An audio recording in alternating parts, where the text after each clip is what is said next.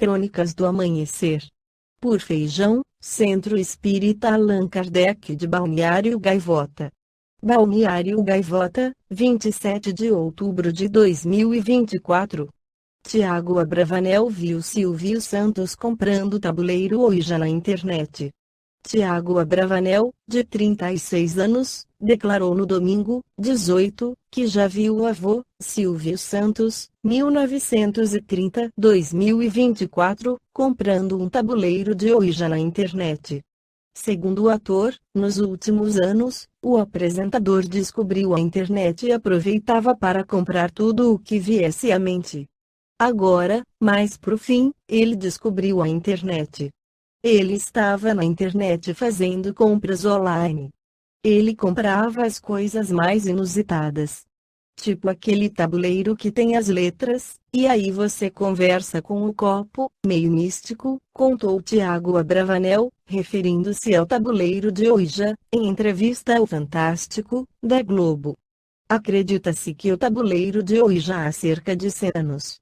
O jogo consiste em um tabuleiro com letras, números e palavras, como sim e não. O principal objetivo é tentar se comunicar com os espíritos. Apesar de já ter sido usado em livros e filmes de horror, não comprovações científicas de que realmente funcione.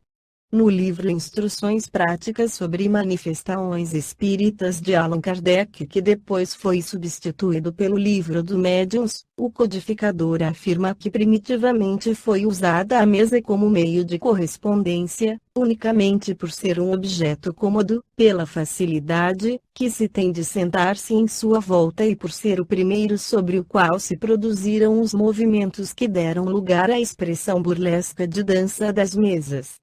Importa, porém, saber que uma mesa não tem maior influência no caso do que qualquer outro objeto ou móvel. Tomaremos o fenômeno em seu aspecto mais simples. Segundo Allan Kardec, o método de comunicação evoluiu e veio a tipologia alfabética, um meio de correspondência mais fácil e mais completo.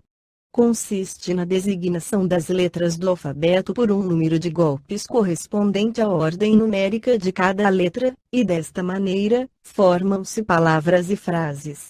Contudo, o processo, por sua lentidão, tem o grande inconveniente de não se prestar a desenvolvimentos de certa extensão. Assim, é ele abreviado numa porção de casos. Muitas vezes basta conhecer as primeiras letras de uma palavra para adivinhá-la e, então, não se deixa acabá-la.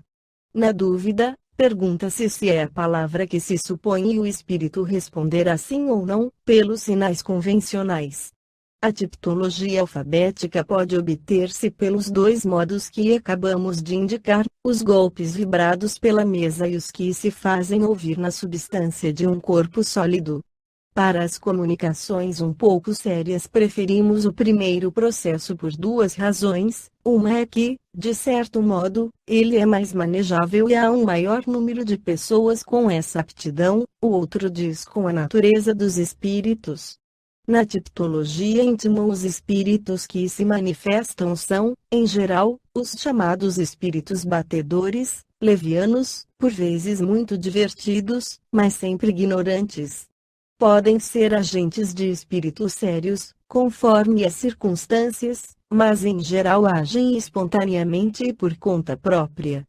Ao passo que a experiência prova que os espíritos das outras ordens se comunicam melhor pelo movimento. Em todo caso, a tipologia alfabética é um modo de comunicação de que os espíritos superiores se servem a contragosto e apenas em falta de um melhor. Eles preferem os que se prestam à rapidez do pensamento, e devido a essa lentidão, que os impacienta, abreviam suas respostas. Eles já acham a nossa linguagem muito lenta e, com mais forte razão, quando o processo lhe agrava a lentidão. Como todas as outras ciências, a ciência espírita progrediu e mais rapidamente que aquelas. Apenas alguns anos nos separam desses meios primitivos e incompletos que eram trivialmente chamados as mesas falantes. Já hoje é possível comunicarmos-nos com os espíritos tão facilmente e tão rapidamente quanto entre os homens, e pelos mesmos meios, a escrita e a palavra. Sobretudo a escrita tem a vantagem de acusar mais materialmente a intervenção de uma força oculta e de deixar traços que podemos conservar, como fazemos com a nossa própria correspondência. O primeiro meio empregado foi o das pranchetas e das cestas, munidas de um lápis, meios indicados pelos próprios espíritos. Vários outros dispositivos foram imaginados, visando atingir o mesmo objetivo. A mais cômoda é a que chamaremos cesta de bico e que consiste em adaptar a uma cesta uma haste de madeira inclinada, com uma saliência de 10 a 15 centímetros de um lado, na posição do mastro de proa, gurupé. Por um furo feito na ponta da haste ou bico faça passar um lápis suficientemente grande para que a sua ponta repouse sobre o papel.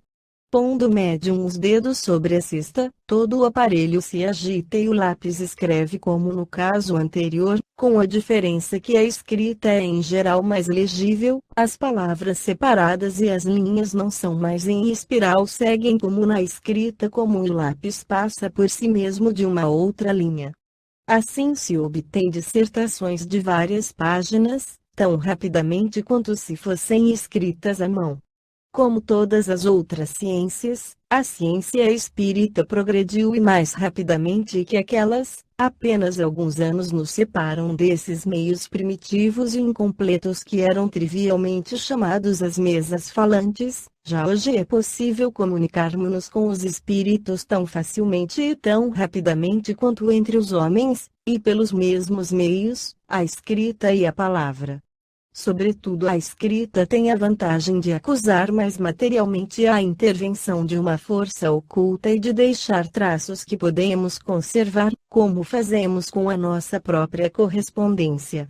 O primeiro meio empregado foi o das pranchetas e das cestas, munidas de um lápis, meios indicados pelos próprios espíritos. Esta foi a crônica do amanhecer de 27 de outubro de 2024. Por Alfredo Feijão Lopes.